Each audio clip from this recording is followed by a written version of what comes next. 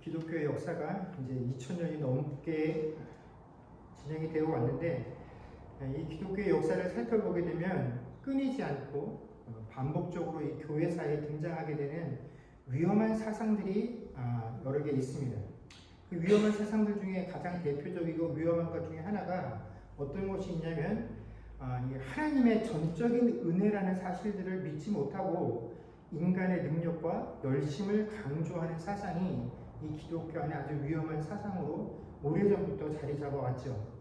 기독교 역사 속에서 이런 사상의 시초는 펠라기우스주의라고 하는 것인데, 왜 이 펠라기우스주의라는 이름이 붙여졌냐면, 이 사상이 펠라기우스라고 하는 사람에 의해서 주창이 되었기 때문에 그렇습니다. 원래 이 펠라기우스라고 하는 사람은 수도사 출신이었는데, 이분이 기원후 380년경에 이때가 로마가 국교로 확정이 되는 때였는데, 이때 로마를 방문하게 되죠. 근데 이 사람이 로마를 방문해서 보니까 이 로마에 살고 있었던 기독교인들이 굉장히 방종하고 타락한 삶을 살고 있었다는 것입니다.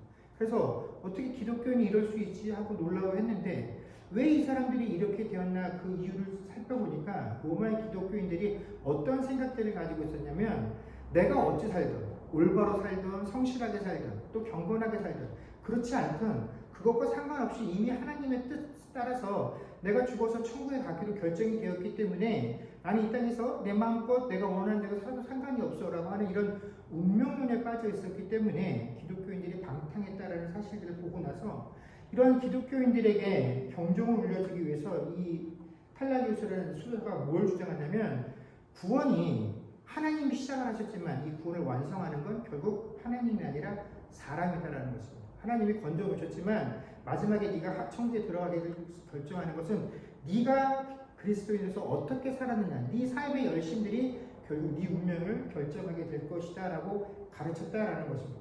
자, 이렇게 펠라기우스가 이런 내용을 가르치고 나니까 그 전까지는 모든 것을 하나님께서 결정해 놓으셨기 때문에 나는 아무렇게 살아도 상관이 없어, 하나님이 결정하셨으니까 하고 방종하고 불성실하고 불경건하게 믿음 생활하던 사람들이 이 내용을 접하고 나서 어떻게 되냐면, 그래, 내가 하나님 나라에 들어가기 위해서는 열심히 신앙생활을 해야 된대, 도덕적으로도 경건하게 살아야 된대 라는 것들을 깨닫고 나서 더욱더 이 신앙과 경건생활에 열심을 갖게 되었다라는 것입니다. 그래서 이들의 삶이 그전에는 매주 방종하고 방탕했었는데 그 다음부터는 경건하고 금욕적인 삶을 살게 되었다라는 것이죠.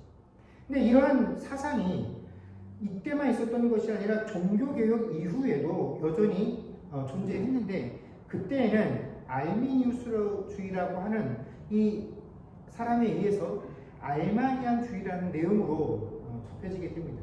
그래서 이 알미니우스가 가르쳤던 이 하나님의 전적인 은혜로 되는 것이 아니라 사람의 노력과 사람의 열심이 포함되어야지만 우리의 구원을 완성할 수 있다라는 이 인간의 선행과 노력을 강조하는 이 사상이 이 종교개혁 이후에 교회에 심각한 피해를 줬기 때문에 이대로 둬서는 안 되겠다 해서 유럽에 있었던 모든 개신교 총회들이 1618년에서 1619년 2년에 걸쳐서 네덜란드의 도르레흐트라는 도시에 모여서 이 알미니안을 이단으로 규정을 하고, 그러면 이 알미니안들이 가르치고 있는 내용에 반박해서 우리가 성경이 우리에게 뭐라고 말씀해주고 있는지를 하나의 교리로 만들어서 선포를 하게 되는데, 이때 채택된 신조의 내용들이 우리가 흔히 칼빈주의 5대 강령이라고 하는 전적 타락, 무조건적인 선택, 제한 속죄,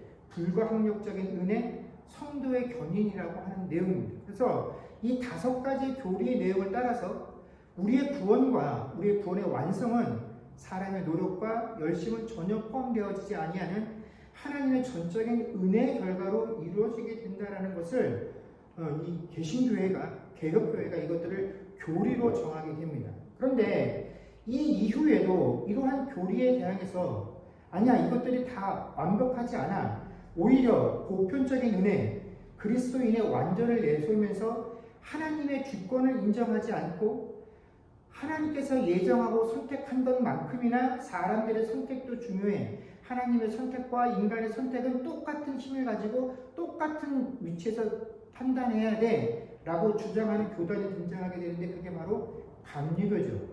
그리고 이런 사상은 칼빈주의의 적자라고 주장하는 장로교가 세상에서 가장 많은 한국 교회라고 해서 다르지 않습니다.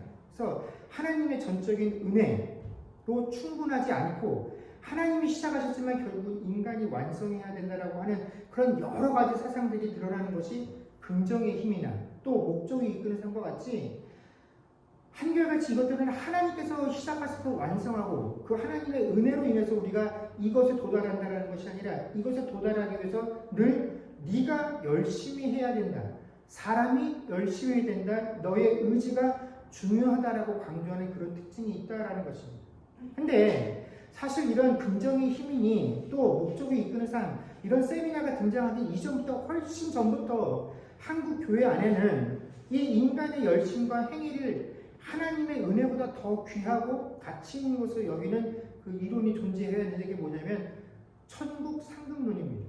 아직도 많은 교회와 성도들이 이 논리 속에서 신앙생활들을 하고 있죠. 천국 상급론이 뭐냐? 구원은 그리스도의 보혈로 이루어지지만 천국에서 내가 이 땅에 살아서 얼만큼 열심으로 신앙생활했느냐에 따라서 내가 천국에서 받는 보상이 달라진다라는 것입니다. 그래서 신자가 이 땅에 사는 동안 열심히 교회 활동에 참여하고 목사의 말에 잘 순종하면 죽어서 천국 가서 금멸관을 받게 되지만 살아서 신앙생활하는 동안에 교회 열심히 나가지도 않고 교회 활동에 참여하지도 않고 그래서 평범하게 남들이 하는 최소한의 기본적인 신앙생활을 하게 되면 열심히 한 사람들이 천국 가서 금멸관을 쓸 때 그 평범한 사람들은 천국에 가서 개털모자를 쓰게 된다는 것이 이 천국 상급론을 외치는 한국교회의 주장이다라는 것입니다. 그래서 네가 이 땅에서 60년, 70년, 80년 살다가 죽게 되지만 천국에 가면 영원히 살게 될 텐데 그 영원히 살게 될 집에서 네가 다른 사람보다 더 큰 집에서 떵떵거리면서 살아야 되지 않겠냐? 그러니 이 땅에 사는 동안 다른 사람들보다 더 열심히 봉사하고 헌신을 해라 라고 가르치는 것이 바로 이 천국 상급론을 주장하는 사람들의 주장의 내용입니다. 근데 여러분, 앞서 제가 말했던 그 수많은 내용들의 문제점은 신자들에게 믿음 생활과 경건 생활을 더 열심히 할 수 있게 자극한다는 점에 있어서는 참 우리가 인정할 만한 내용들이 있습니다. 그런데 그 사람들에게 올바른 믿음 생활과 경건 생활을 하도록 강조하기 위해다 보니까 어떠한 내용을 거스르게 되냐면 성경이 우리에게 말씀해 주시고 있는 내용. 이 하나님께서 하시는 모든 일들은 우리의 열심을 필요로 하는 것이 아니라 하나님께서 시작하셔서 완성하신다는 이 내용이 성경이 우리에게 말씀해 주시는 진리의 내용임에도 불구하고 그 말씀을 따라서 거기에 도달하겠다고 하는 우리들이 이것만으로는 불충분해. 하나님 말씀으로는 안 돼. 이걸로 부족해. 우리의 열심과 노력이 들어가야 한다라고 말을 하기 때문에 이게 참 아이러니할 수가 없다라는 것입니다. 하나님 나라에 들어가기 위해서 하나님께서 방법을 우리에게 제시해 주셨는데 사람들이 그걸로는 안 된대요. 이 방법으로 부족하기 때문에 우리가 만들어 놓은 이 방법을 보태야지만 우리가 무사히 하나님 나라에 들어갈 수 있다라고 이야기한다는 것입니다. 근데 문제는 이게 먹힌다라는 거예요. 교회에서 이렇게 열심히 내고 있는 사람들을 앞에다가 칭찬을 하면서 내세워서 이 봐라 이렇게 열심히 하니까 충성 봉사하니까 복 받아서 잘 산다. 이런 사람들을 교회에서 더 높은 직분자로 세우려니까 다른 사람들이 보기에도 이렇게 해야 인정을 받고 칭찬을 받고 죽어서 가보지 않은 천국에서 그렇게 될 수 있다라고 말하니 그렇게 되기 위해서 노력을 한다라는 것입니다. 근데 여러분, 교회와 성도가 신앙생활을 하면서 우리의 모든 기준은 하나님의 말씀이 성경이 되어야 합니다. 성경이 우리에게 이렇다라고 말씀을 해주시면 우리는 그 성경의 말씀을 기준을 잡고 살아야지 우리가 성경의 말씀이 아닌 자꾸 우리가 사는 동안에 우리 눈에 보여지는 결과와 환경에 집착하게 되면 하나님 말씀이 우리에게 아무리 뭐라고 진리를 외쳐도 우리는 진리가 아닌 눈에 보이는 결과를 선택하고 그 유혹에 넘어갈 수밖에 없다라는 것입니다. 그렇기 때문에 우리가 성경 말씀을 대할 때 그 성경 말씀을 대면대면하게 읽으면 안 돼요. 내 눈에 익숙하고 내가 그냥 알고 있었던 내용이 등장하면 이거 내가 아는 거야 하고 넘어가면 안 되고, 우리는 성경의 말씀이 우리가 뭐라고 말씀하고 있는지 그 말씀에 쇠밀하게 귀를 기울여야 한다는 것입니다. 성경은 우리에게 네가 이 땅에서 더 노력한 만큼 천국에 가서 네가 더 받을 것이다 라고 말씀하지 않습니다. 우리가 개혁주의 신앙에서 이 땅에서 신자의 삶이라는 것은 내가 구원받은 것에 대해서 하나님께서 감사하는 마음으로 그렇기 때문에 내가 말씀대로 살려고 노력을 하는 것이지, 이렇게 살면 더 좋은 것을 얻을 수 있기 때문에 그렇게 하는 건 아닙니다. 하나님께서 말씀대로 살려고 요구하는 것은 네가 나에게 구원받은 백성이기 때문에 내 백성은 마땅히 이렇게 살아야 한다라고 모든 사람에게 동일하게 주신 것이지, 이것을 네가 얼마나 더 잘 지키고 10개를 지키냐 9개를 지키냐 거기에 따라서 나중에 죽어서 네가 천국에서 더 큰 집에서 더 화려한 곳에서 살게 될 것이다라는 것을 우리에게 기준으로 구분하기 위해서 결코 말씀을 주신 것이 아니다라는 것입니다. 여러분, 천국에는 부자도 거지도 없습니다. 은혜가 아니고서는 어떠한 사람도 누구라도 아예 입장조차가 불가능한 곳이 하나님의 나라 천국의 모습이다라는 것입니다. 그래서 오늘 저희가 있었던 신명기 6장의 10절에서 11절 말씀이 바로 우리에게 이 사실을 가르쳐주고 있습니다. 10절에서 11절 말씀을 보게 되면 하나님께서 이스라엘 백성들에게 앞으로 네가 들어가서 내가 약속한 땅에서 네가 무엇을 얻을 것인지에 대해서 얘기하실 때 하나님께서 단지 네가 성을 얻을 것이다, 집을 얻을 것이다, 우물을 얻을 것이다, 포도원과 감람나무를 얻을 것이다 라고 말씀하지 아니하시고 뭐라고 말씀하시냐면 내가 건축하지 아니한 성읍을 얻을 것이고 네가 채우지 아니한 물건이 가득한 집을 얻을 것이고 네가 파지 아니한 우물을 얻을 것이며 네가 심지 아니한 포도원과 감람나무의 열매를 얻게 될 것이다 라고 약속하셨다라는 것입니다. 즉 하나님께서 우리에게 주신 약속의 특징은 뭡니까? 네가 수고하지 않고 네가 노력하지 않고 네가 땀 흘리지 않았던 그 모든 것들이 누구의 것이 될 것이다라고요? 너의 것이 될 것이다. 네가 수고하고 노력하고 애쓰지 않았지만 이 모든 것들을 얻게 될 것이라고. 왜요? 이게 하나님의 은혜다라는 것입니다. 하나님 나라 안에 들어와서 우리가 누리게 될 모든 것들은 내가 노력해서 쟁취해서 얻는 것이 아니라 다 하나님께서 예비하시고 모든 이들에게 동일하게 나눠주시는 선물이자 은혜다라는 것입니다. 그래서 하나님께서 이스라엘에게 주신 이 약속의 땅의 특성은 그들이 얻고 누리게 될 그 모든 것들을 위해서 내가 수고하고 노력한 그 당연한 결과로 얻어지는 것이 아니라 하나님의 은혜로 값없이 그들에게 주어진 것이다라는 것입니다. 그래서 이 하나님께서 이스라엘 백성들이 약속으로 주셨던 그 땅의 특성을 우리가 좀 더 잘 이해하기 위해서 신명기 11장 10절에서 12절까지 말씀을 한번 보도록 하겠습니다. 제가 읽겠습니다. 여러분은 눈으로만 확인해 주십시오. 네가 들어가 차지하려는 땅은 네가 나온 애굽 땅과 같지 아니하니 거기에서는 너희가 파종한 후에 발로 물베기를 채소밭에 댐과 같이 하였거니와 너희가 건너가서 차지할 땅은 산과 골짜기에 있어서 하늘에서 내리는 비를 흡수하는 땅이요 내 하나님 여호와께서 돌보아 주시는 땅이라. 연초부터 연말까지 내 하나님 여호와의 눈이 항상 그 위에 있느니라. 아멘. 이 신명기 11장에서 너희가 탈출하여 온 그 애굽 땅의 특성과 앞으로 들어가서 너희가 얻게 될 이 가나안 땅이 어떻게 차이가 나는지 너희가 떠나온 땅과 들어갈 땅을 가지고 설명을 해주고 있습니다. 근데 너희가 나온 땅, 이 애굽 땅에 대해서 뭐라고 설명을 하고 있냐면 그 땅은 너희가 씨를 뿌리고 씨를 뿌린 후에는 물이 필요한 밭에 발로 관계 수로를 해서 물길을 돌려서 그곳에 물을 대야 하는 그런 땅이었다라는 것입니다. 이 말은 네가 처음부터 끝까지 애쓰고 수고해야지만 너에게 필요한 것을 얻을 수 있는 땅이었다라는 것을 설명하고 있습니다. 그런데 반대로 너희가 건너가서 얻을 땅은 뭐냐면 하늘에서 내리는 비를 흡수하는 땅이다라고 이야기를 합니다. 너희가 물을 대기 위해서 어떠한 노력과 수고를 하지 않아도 되는 땅이다라고 말씀하시면서 뭐라고 하냐면 그 땅은 하나님께서 돌보아 주시는 땅이고 하나님의 눈이 항상 머물러 있는 땅이 너희가 가서 정착하게 될 땅이다라고 설명을 해주고 있습니다. 여러분, 애굽은요 1년 중에 비가 오는 기간이 매우 짧은 지역입니다.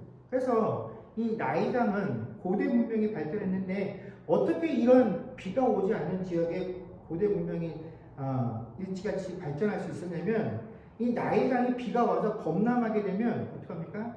이 범람한 물을 사람들이 1년 동안 쓰기 위해서 이 물을 담아두는 그 관계 시설들이 일찍이 발전하게 됩니다. 그래서 연못과 그 호수들을 파놓아서 운하를 파고 해서 이곳에 물을 담가두고 1년 내내 자신들에게 필요한 물을 이 운하와 호수를 통해서 공급하게 되죠. 그래서 이곳에서 물길을 만들어서 논과 밭에 되고 또 식수로 활용을 하게 되었다라는 거죠. 그래서 일찍이 이 관계수로 때문에 훌륭한 문명을 이룰 수 있었던 것이 이 애굽의 특징입니다.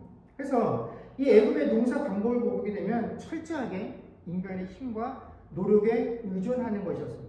그런데 이제 그 인간의 힘과 노력과 정성으로 자신에게 필요한 것들을 얻었던 그 애굽의 땅을 떠나서 이제 하나님께서 약속하신 그 땅에 들어가게 될 텐데, 그 땅은 어떤 땅이라고 묘사가 되고 있냐면 물을 사람들이 직접 떼서 농사하는 땅이 아니라 하늘에서 내리는 비로 인해서 농사를 짓는 땅이다라고 소개를 하고 있습니다. 여러분, 가나안 지역은요 이 애굽 땅과는 다르게 건기와 우기가 확실하게 구분되어 있는 지역입니다. 그래서 성경에 보면 우리가 늦은 비, 이른 비라는 표현들을 많이 접하게 되는데, 이 이른 비라는 것은 지금으로 치면 10월에서 11월경에 내리는 비로소 이 건기 동안에 땅이 말라 있을 텐데, 이제 이 이른 비를 통해서 어떻게 됩니까? 물이 지면에 내려서 땅을 촉촉하게 만들기 시작하면 이제 그 촉촉한 땅에 파종을 하게 됩니다. 그리고 늦은 비는 지금으로 치면 3, 4월경에 내리는 비인데, 이때가 어느 때냐면 이제 추수할 시기가 접어들게 됩니다. 그래서 이때 내리는 비를 통해서 심어서 자라난 그 열매들이, 곡식들이 더욱더 풍성하게 자랄 수 있도록 비가 그런 역할을 하게 되는, 그래서 이른 비와 늦은 비가 이 가나안 지역에서 농사를 하는데 굉장히 중요한 역할을 하게 됩니다. 여러분, 사실 애굽 땅이나 가나안 땅이나 농사를 짓는다는 행위는 굉장히 어렵고 힘든 일입니다. 그런데 애굽 땅에서의 특징은 내 삶에 필요한 모든 것들을 처음부터 끝까지 다 내가 애쓰고 수고한 방법들을 통해서만 얻을 수 있다는 것이죠. 근데 가나안 땅의 특징은 내가 살고 있는 그 행위 자체는 어렵고 힘들지만 그것들을 이루어 나가는 것도 내가 공급하는 것이 아니라 그 모든 것들을 누구를 통해서 공급받는다는 것입니까? 하나님을 통하여 공급받게 된다는 것이 하나님 나라에 들어온다는 그런 의미입니다.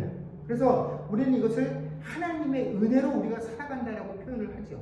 근데 여기에 한 가지 조건이 있습니다. 뭐냐면, 여러분, 이거 하늘에서 오는 비를 머금는다라는 것이 이게 무조건 좋은 의미로 사용된 것은 아니다라는 것입니다. 11절에서 너희가 건너가서 차지할 땅은 산과 골짜기가 있어서 하늘에서 내리는 비를 흡수하는 땅이요 라고 되어 있는데, 이 비를 흡수한다는 의미가 이 땅이 물기를 빨아들여서 언제라도 농사하기 편할 수 있다는 그런 의미로 쓰인 게 아니라 그 반대의 의미로 사용된 것입니다. 가나안은요 기후상으로는 건기와 우기가 특별하게 구별되어 있는데 이 땅에 특별함이 있습니다. 이 가나안 땅은 대부분이 석회질로 되어 있어요. 그래서 이제 한국 같은 경우에는 비가 많이 오면 그 토양 성분상 그 땅들이 물기를 머금고 있는 경우가 많은데, 이 가나안 땅은 비가 내리면 이 물기가 토양에 흡수되어서 간직되는 게 아니라 그냥 이 물들이 어떻게 됩니까? 흙을 다 통과해서 그냥 다 세워버리게 되는 것이 이 가나안 땅의 특징이다라는 것입니다.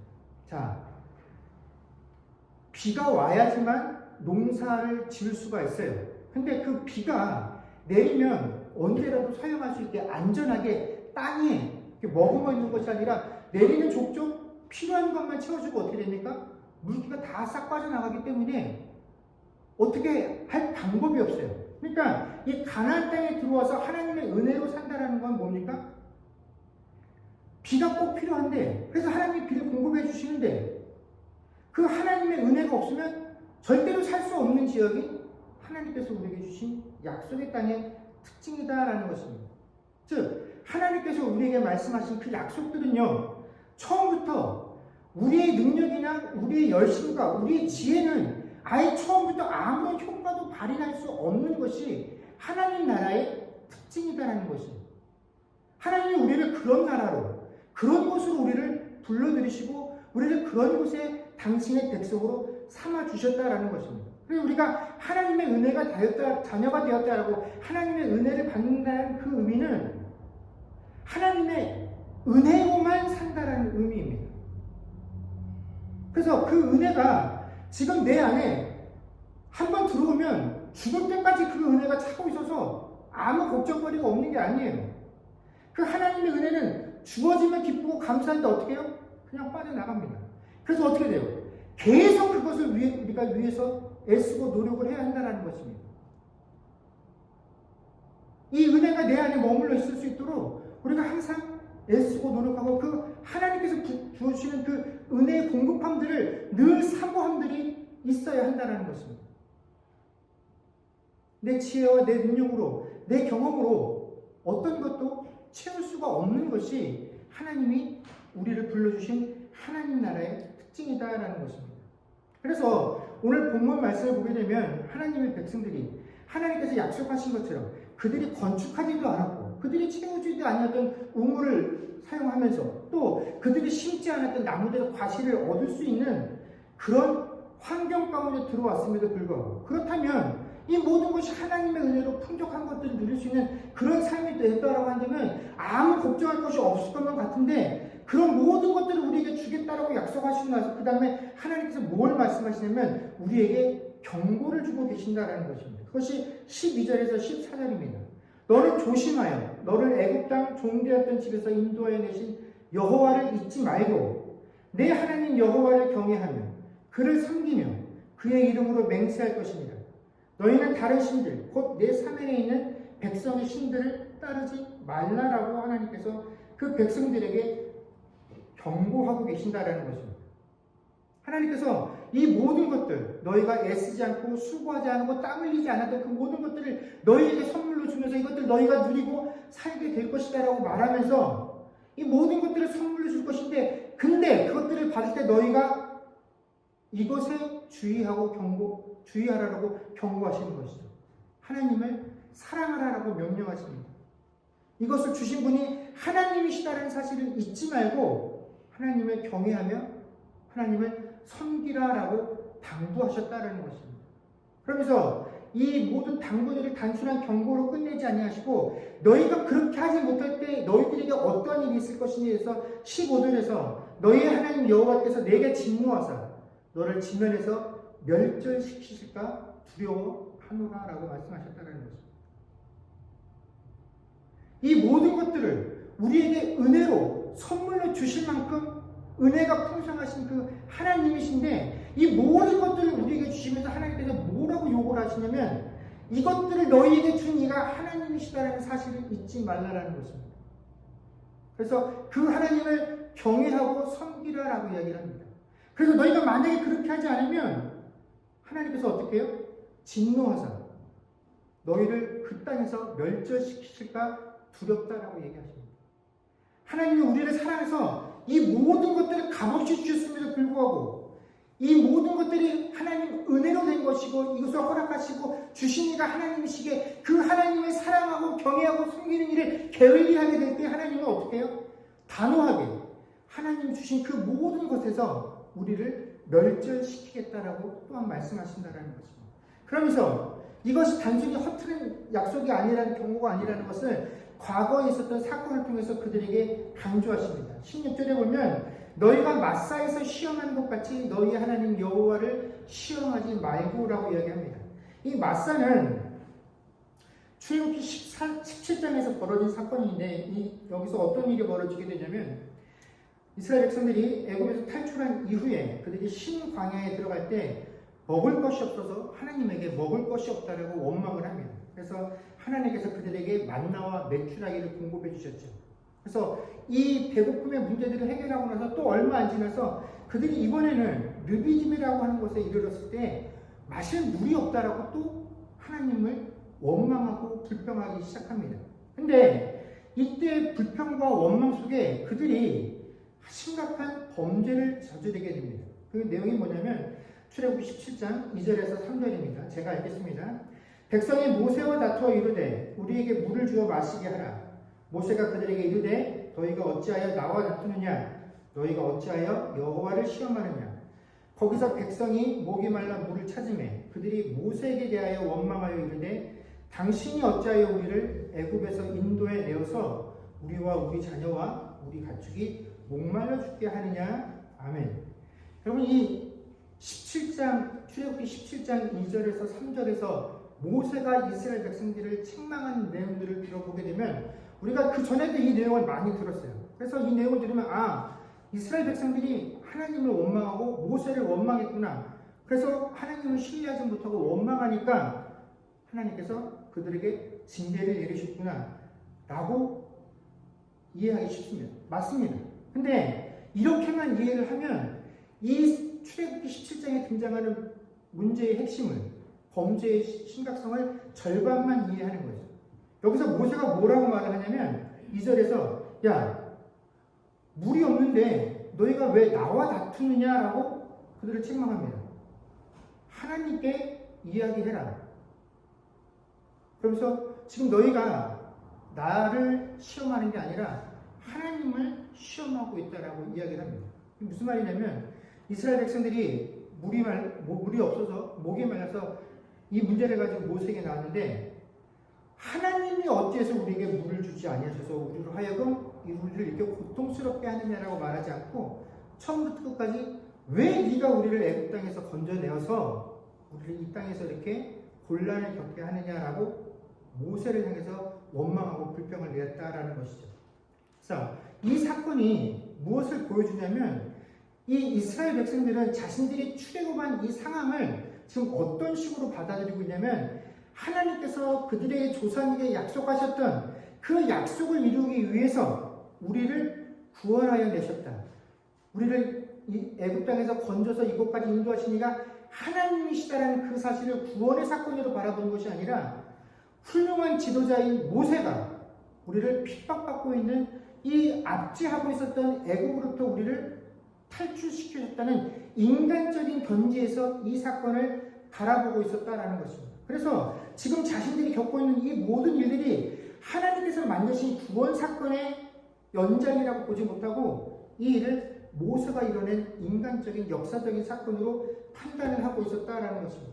즉 이 말을 통해서 그들은 내가 구원받은 것에 대한 기쁨이 있는 것이 아니라 내가 압제받고 고통받고 종살이하다가 이제 떳떳한 자유시민이 되어서 하는 정도로 지금 내 상황을 하나님 나라의 백성이 되었다라는 것을 받아들이고 있었다라는 것입니다. 그래서 하나님이 나를 구원하셨다는 이 사실의 가치를 제대로 누리지 못하고 있다는 것입니다.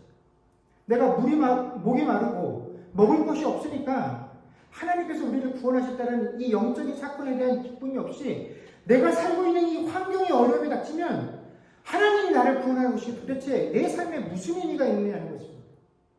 하나님이 나를 구원하셨다는 것이 나에게 무슨 도움이 되느냐는 것입니다. 인간 모세가 당장 이 배고픔과 목마름의 문제를 해결하라고 그런 식으로 하나님의 구원의 사건들을 끌어내리는 그런 범죄를 저지르고 있다는 것입니다. 그래서 지금 모세가 너희가 마사에서 그렇게 하나님을 시험했다라고 책망하고 있는 것입니다. 여러분 결국 하나님의 백성인 우리가 우리 삶 속에서 하나님을 경외하고 하나님을 섬긴다라고 하는 것은 뭡니까? 내가 하나님 나라를 위해서 하나님 잘 되시려고 무언가를 바치는 행위가 아니다라는 것입니다. 하나님께서 우리를 네가 나를 참으로 경외하고 나를 섬기고 나를 사랑하고 있구나라고 느끼시는 것은 내가 너희에게 베푼 그것이 그 구원의 사건이 얼마나 가치 있고 중요한 일이냐.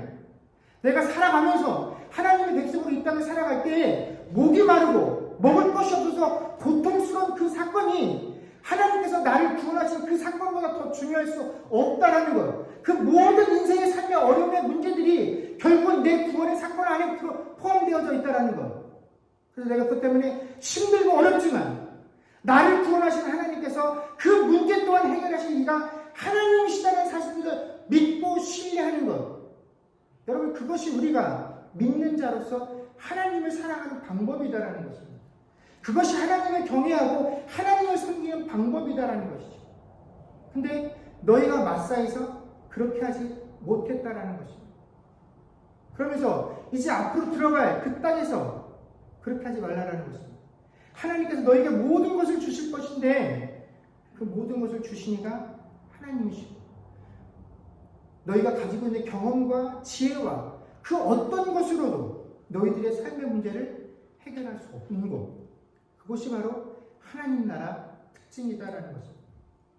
사랑하는 성도 여러분, 오늘 이 말씀 속에서 하나님께서 이스라엘 백성들을 통하여 보여주시고 있는 하나님 나라, 하나님의 땅이라는 것은 지금까지 그들이 살았던 것과는 전혀 다른 그런 특징을 가지고 있는 땅임을 우리에게 말씀해 주고 계십니다. 그들이 가지고 있었던 경험과 그들이 가지고 있었던 기술과 그런 모든 것들이 무용지물인 곳, 오직 하나님의 은혜만 바라보고 살아야 하는 곳, 그 하나님의 은혜가 늘 채워져 있지 못하기 때문에 잠시 잠깐만 잘못되어지면 그 모든 것들이 내 인생에서 빠져나가 버리게 되는 것, 그것이 우리가 하나님 나라에 들어가게 되었다라는 의미입니다. 여러분, 그러니 우리가 하나님의 백성으로서 이 땅을 살아간다고 할 때 우리는 전혀 다른 가치관들을 가지고 하나님 나라 안에 머물러 있어야 합니다. 내가 가지고 있었던 세상의 경험들, 그 가치, 그 기준들을 가지고 이곳에 머물러 있고 이곳에서 무언가를 이루고 그것들을 통하여 하나님의 나라를 채우려고 해서는 안 된다라는 것입니다. 그런데 여전히 우리는 내가 하나님께 무언가를 받기 위해서는, 복을 받기 위해서는 내가 하나님께 그만큼 드려야 하고 심어야 하고 내가 드린 것에 비례해서 30배, 60배, 100배의 열매를 얻게 될 것이라는 그런 논리들을 가지고 신앙생활하며 하나님 나라 안에 머문다라는 것입니다. 물론 30배, 60배, 100배는 성경에 나온 말씀이지만 이것이 하나님 나라 안에서 우리가 그렇게 노력을 해야 받게 된다는 그런 상급론의 원리가 아니죠, 이것은. 그렇기 때문에 우리는 하나님 백성으로서 이 땅을 살아가는 동안에 늘 이 사실을 기억해야 합니다. 우리가 머무는 이 땅, 내가 속해 있는 하나님의 나라는 지금까지 내가 알고 있었던 그 세상의 가치관과 기준으로는 살 수 없는 곳, 하나님의 은혜로만 살 수 있는 곳. 근데 그 하나님의 은혜를 우리가 붙잡기 위해서 애쓰고 노력하지 않으면, 잠시만 방심하면 그 모든 것들이 내 삶으로부터 다 빠져나가는 것이 느껴지지도 않는 곳. 그런 것이 바로 이 하나님 나라, 하나님께 통치를 받는다라는 의미입니다. 여러분, 하나님께서 당신의 백성들에게 요구하는 것은, 내 나라가 너무 가난하니까, 내 나라가 너무 부족하니까 너희가 열심히 일해서 보태라, 좀 채워라. 그래야 그것 가지고 내 나라가 돌아갈 수 있다라고 말씀하지 않으십니다. 하나님은 늘 우리에게 말씀하십니다.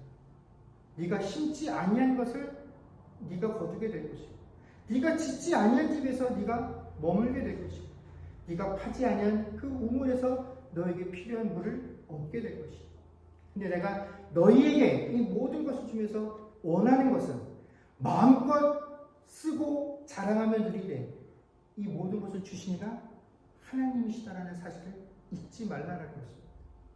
이 하나님 나라에 들어와서는 내 경험과 내 노력들이 소용없는 이 하나님의 원리로만 다스려지는 곳이라는 사실들을 알라라는 것입니다. 그래서 그 하나님의 원칙에 순종하며 살라라는 것입니다. 여러분, 이것이 우리에게 요청되는 삶입니다.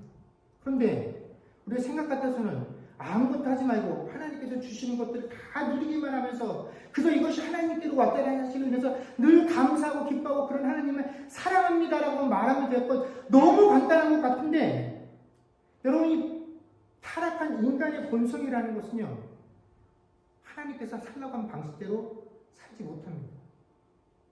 근데 어떻게든지 내가 공을 들였다는 사실들을 인정받고 싶어 합니다.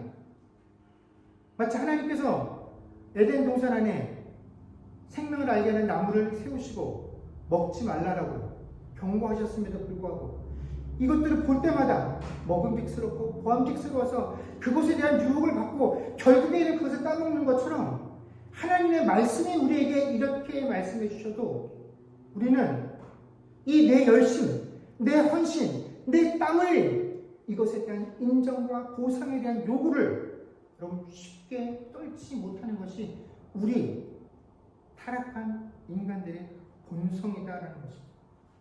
그러나 우리 다시 한번 하나님께서 우리에게 요청하신 우리의 삶이 무엇인지를 깊이 고민하고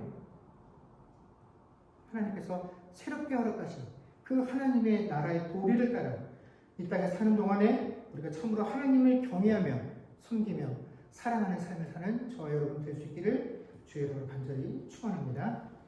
기도하겠습니다.